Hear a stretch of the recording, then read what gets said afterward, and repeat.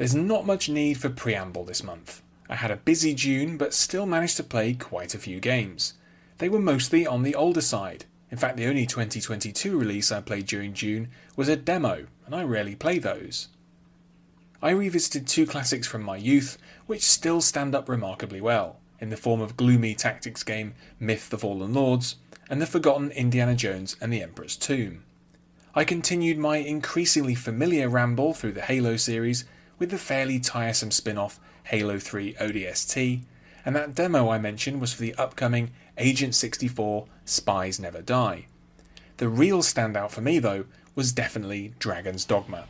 Inspired by the long-awaited announcement of a sequel, I finally picked up Hideaki Itsuno's cult favourite action RPG and have been revelling in its idiosyncratic charms. First up though, Myth: The Fallen Lords. Released in 1997, developed by Bungie, published by Bungie in North America, but by Eidos Interactive in Europe. Before they came up with Halo and spent a long spell under the wing of Microsoft, Bungie made some excellent games which are much less well known. One of them, made by the very short-lived California branch Bungie West, was the 3D sci-fi brawler Oni from 2001.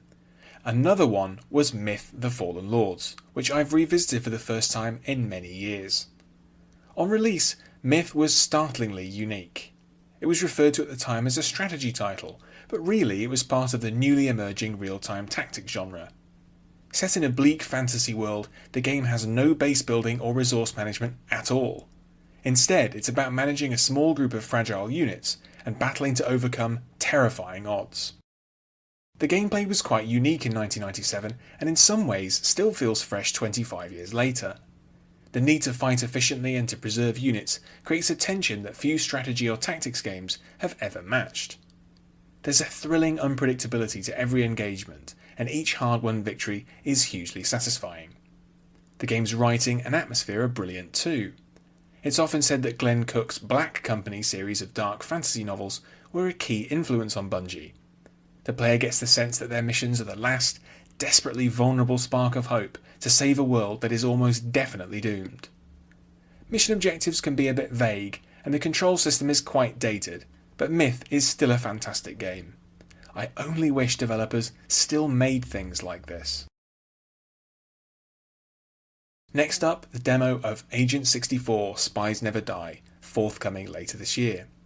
Developed and published by Replicant D6. Let's not beat around the bush. Agent 64 is an extremely obvious clone of GoldenEye 007 from 1997. And why not? Rare's licensed James Bond game was a milestone in making first-person shooters workable on consoles, paving the way for Halo and hundreds of others. Its single-player and multiplayer alike have a cult reputation that's persisted for 25 years, and with good reason. I'm not much of a demo player, and didn't play a huge amount of GoldenEye back in the glory days, but I couldn't pass up the chance to explore this recreation for half an hour. Replicant D6 have done an almost eerily impressive job at recreating the feel of GoldenEye 007. The strange, glassy movement and aiming is present and correct, as is the floaty behaviour of the gun-toting foes. The demo provides just one level, so it's not much to go on, but I hope the developers can find ways to provide plenty of variety in settings and objectives, as that will really help to balance the simplicity of the gameplay. That is, of course, if they don't get litigated to pieces in the meantime. Dragon's Dogma Dark Arisen, the original version released in 2012 and this version released in 2016, developed and published by Capcom. Dragon's Dogma 2 had seemed like an inevitability for some time, because the name had come up in high-profile leaks from both Capcom and Nvidia. Still, the formal announcement in June was music to the ears of the smallish but vocal group who'd been clamouring for a sequel for a decade. It was also the little push I needed to actually play the 2016 PC port of the original, Dragon's Dogma Dark Arisen, which I'd picked up in a Capcom bundle a couple of years ago. Almost immediately it became clear why this game has built up a cult reputation. Masterminded by Hideaki Itsuno, it's a strange, ambitious and frequently surprising Japanese take on a Western action RPG. There's nothing particularly outstanding about the game's setting, the vaguely Tolkien-esque Duchy of Grancis, or its menagerie of unruly goblins, bandits and undead. Where Dragon's Dogma flies its freak flag high is in its mechanics. It has an unusual system of classes, or vocations, which players can switch between quite easily. Tired of being a mage? Become a mystic knight instead and trade your staff for a mace while still retaining the ability to sling spells. These vocations play radically differently, and each has their own slew of fun abilities. More famously, Dragon's Dogma employs a system of pawns. These are AI-controlled companions which are recruited via a magical rift. The ones you recruit were made by other players.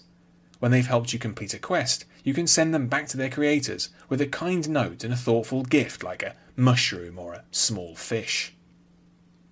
I'm not alone in exploring Gransys at the moment. As GameSpot recently noted, the announcement of Dragon's Dogma 2 has led to a surge of players doing the same. Hopefully this bodes well for the success of the sequel. In the meantime, I have a lot more vocations to try, while my pawns jump into a fountain and cry, "Master, I'm wet through." Then there's the merchant who always says, "Their masterworks all, you can't go wrong." He's right, you know. Halo 3 ODST, released in 2009, developed by Bungie and published by Microsoft Game Studios. Since I picked up the Master Chief Collection, I've been gradually working my way through the Halo games, including those which had never previously been available on PC. I even caught up with the curious, dumbed-down strategy installment Halo Wars back in January. Halo 3 ODST was one of the last games to be made by Bungie, before Microsoft's own 343 Studios took over the series. It's an odd prospect. Originally intended as a mere expansion for Halo 3, it became a full game in its own right. And while it's nominally a spin-off of Halo 3, it actually takes place during the events of Halo 2. Confused yet? Honestly, 5 games in and I'm becoming increasingly tired of the Halo series. It feels as if Bungie were being forced to milk the franchise as hard as possible, and ODST adds very little that's new. The game is short, and its plot feels like an inconsequential sideline to the already dizzyingly complicated Halo mythos.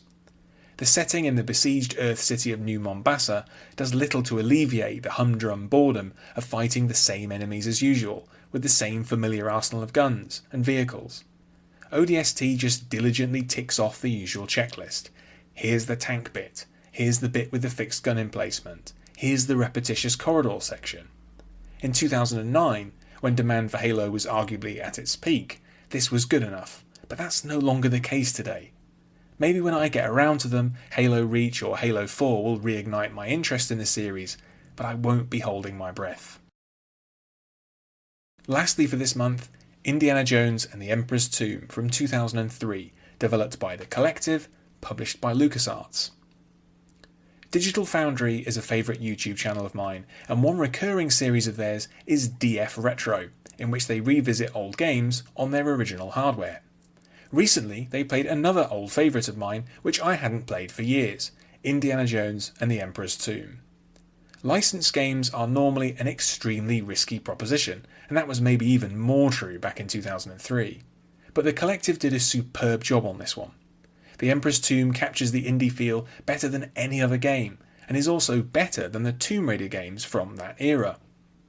It's a genuine rip-roaring adventure, which takes indie to British Ceylon, Prague, Istanbul, Hong Kong, and the legendary Mount Penglai. Notably, the game has a great brawling-oriented fighting system with a small but elegant moveset. Crucially, Indy can grab Nazis and throw them, screaming off cliffs, which never gets old. A lot of what's good about the Emperor's Tomb is rooted in the experience that the Collective had with making another licensed game, which I'm told is surprisingly good, a Buffy the Vampire Slayer game published by EA in 2002. That'll do it for June.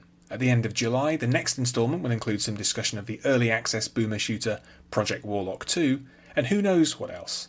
In the meantime, please do check out the writing by myself and my colleagues at Entertainium, and if you like what I do, please consider supporting via Patreon.